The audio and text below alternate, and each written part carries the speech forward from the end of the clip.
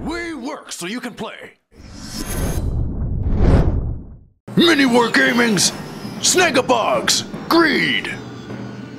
Matthew here from MiniWarGaming.com, and it's time for our very first story time for Snagabog's Greed. I'm still looking at my papers for all the names because we're just starting this campaign, so there's a lot of new names that I got to remember. Snagabog's Greed is a narrative campaign that Dave and I will be playing for the next 6 weeks. It'll be out every Thursday, and it's going to basically be a narrative story about Orks vs. Blood Angels. I'm not going to tell you too much about it except what pertains to today's missions, just because the story is going to unfold throughout the campaign. And of course, as usual, there's going to be 2 missions every single week. The first one will be out for free, and the second one will be in the MiniWarGaming Vault. And you can click on the links below to go to the missions.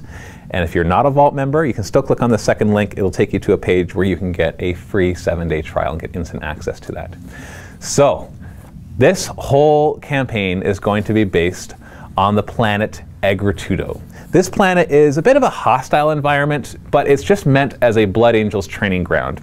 There's no indigenous population. It's kind of just plants, and there's our imperial stuff all set up in outposts, but it's really just a place for the Blood Angels to go and train when they're not participating in huge wars and everything like that. Captain Sendini of, I believe, the 5th Company is the one that's currently in charge of the training for the next few months. And so he has tactical assaults, terminators, and devastators from all sorts of different companies there to train. It's not a huge Blood Angel force, it's just a small one.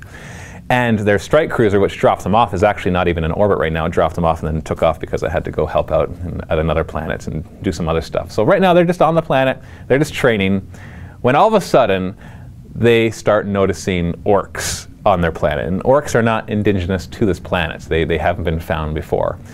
And thankfully, Captain Sendini notices that there's not a lot of orks. It just seems to be small forces just kind of coming in maybe to pillage some things. And so it's a bit of an annoyance.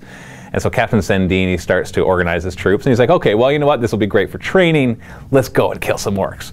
And just then, as he's looking at his tactical overview and getting all the different information from the satellites and communications arrays and all of that, he sees that there's actually 2 forces of orks that he has to deal with. One seems to be a large group of boys and trucks and other things flying through the air, going straight for one of his munitions factories, one of the munitions storage areas, actually. And of course, he doesn't want that to be taken over by the orks, because orks just love to play with bombs and with extra weapons, and if they get a hold of that, they're just going to be even more of a menace to him.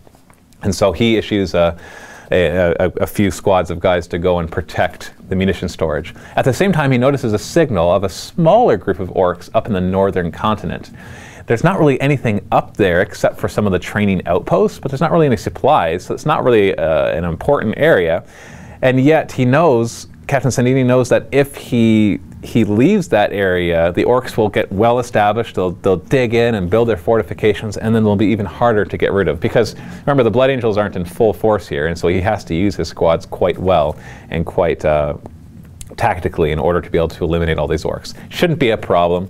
The Blood Angels seem to not outnumber the orks man to man, but definitely in their firepower and their manpower. And so he sends out one of his sergeants to go and lead that. Now on the same planet, the captain is accompanied by a sanguinary priest, Priest Jatham, and also a librarian Byron, who will be featuring in this campaign as well. And meanwhile, the orks are being led by a weird boy whose name is Skarzod Snotlug. And a big mech is part of this as well, Big Mech Snagabog, and hence the name Snagabog's Greed, as you're going to find out what that means. So we're going to be playing 2 missions today. The first one will be the munitions storage, and Dave will be playing his Blood Angels and protecting it with his force of only 1,000 points against 1,500 points of orks who have to come in and take the objectives from his side of the table. And he had a choice to put an extra 500 points into one of the missions. So he could have brought it up to 1,500 points. But he decided to put the 500 points into his assault in the northern continent because he was a little suspicious that something was up, that there's a smaller force up there. But he's like, no, we need to just root those out. The guys will be in a defensive position at the munition storage, so it won't really be an issue to deal with a higher points value. And so he has 1,500 points going into the other side where he'll be facing off against a smaller orc group. And that'll be the second mission of today that'll be available in the vault. So go ahead and click on the links below, and you can go and watch those battle reports right now, and happy wargaming.